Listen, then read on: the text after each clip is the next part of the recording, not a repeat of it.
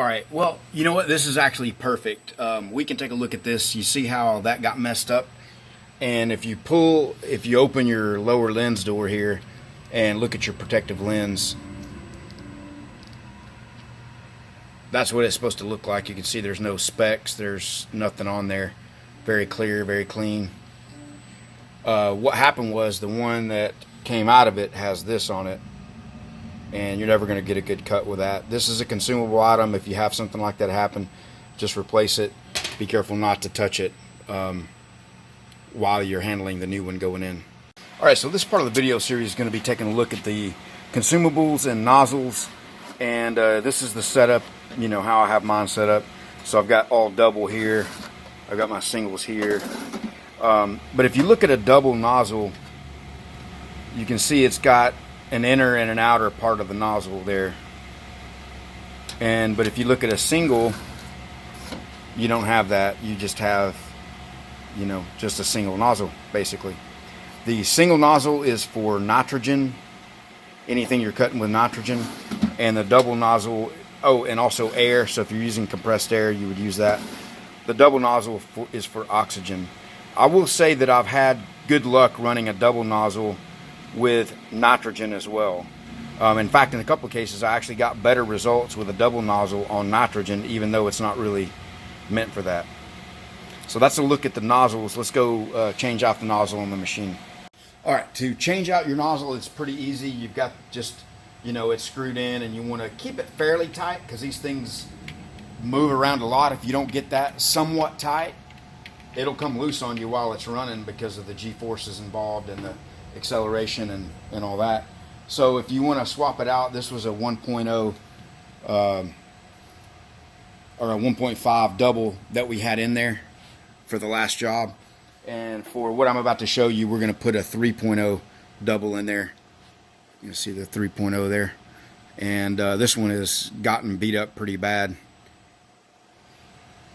but it still works. So I'm going to screw that in and get it snug.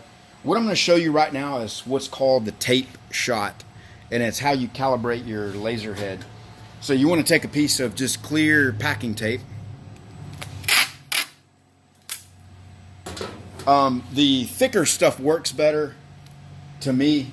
The thinner stuff does not work as good. And I'm going to take a used one of these lower protective lenses that I'm going to use for this, and I'm going to find just a clean spot on there and hold it like that.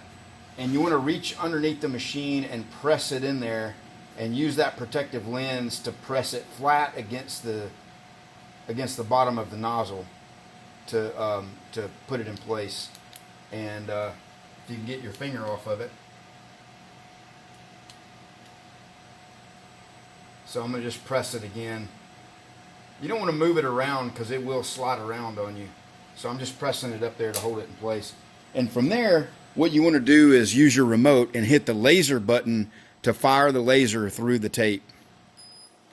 And if you look down on that angle iron there, you saw it light up on there. I'll show you again in a second. But what you want to do is take your tape off now, and it might take a couple of these to get a look at it. And let's see if we can show you this and where you can see it and get a good angle on it. Let me see. There we go. All right. If you see that dot right in the middle of the circle, that is showing you where the center of the laser beam is in relation to the nozzle. And you can see it looks pretty good. It looks like it might be, you know, a little bit in that direction and to the right from where we want it to be. So what you would do if that's the case,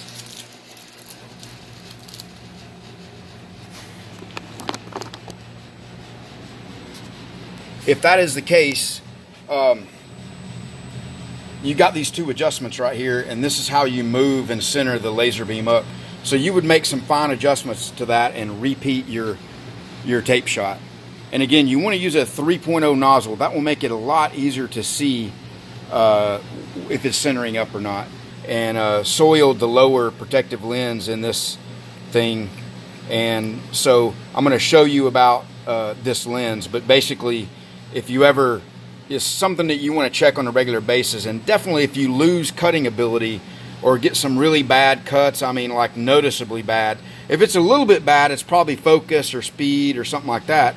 If it's really bad, like not cutting all the way through, things like that, then this is what you want to check right here.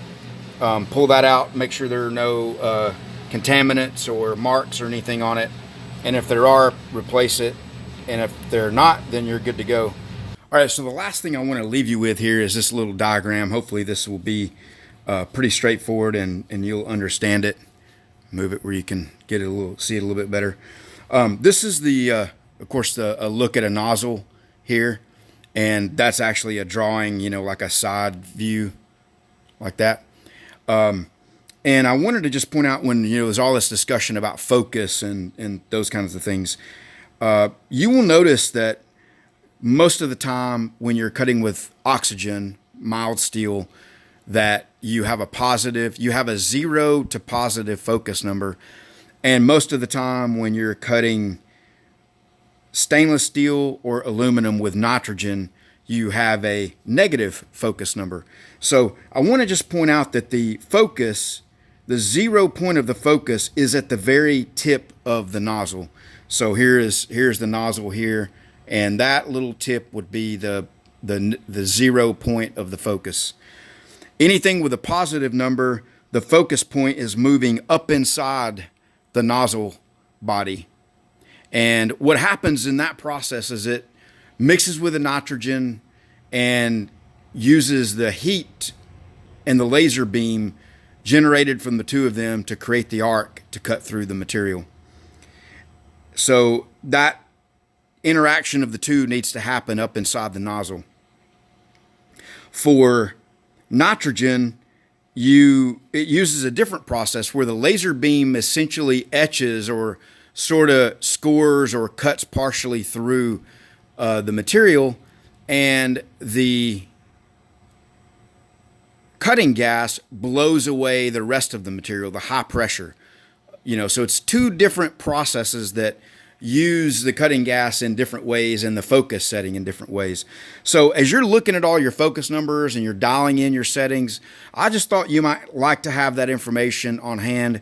Often it's kind of stated that the nitrogen, you want to place the focus at the bottom of the plate. So if you take the cut height or the standoff and add the thickness of the plate to it, that would be your focus number in negative numbers. So in other words, let's say that your standoff is 20 thousandths, your thickness of material is 30 thousandths, so that's a total of 50 thousandths. You would have a negative 50 thousandths focus to put it at the bottom of the plate. Some people say it needs to be at the top of the plate, but when you get to that range, that's where you want to cut some samples, tweak it, try different settings to see if you can get it dialed in. But I wanted to just share that information that someone had shared with me as you're looking at your focus numbers as a point of kind of understanding your machine better and what's happening with it.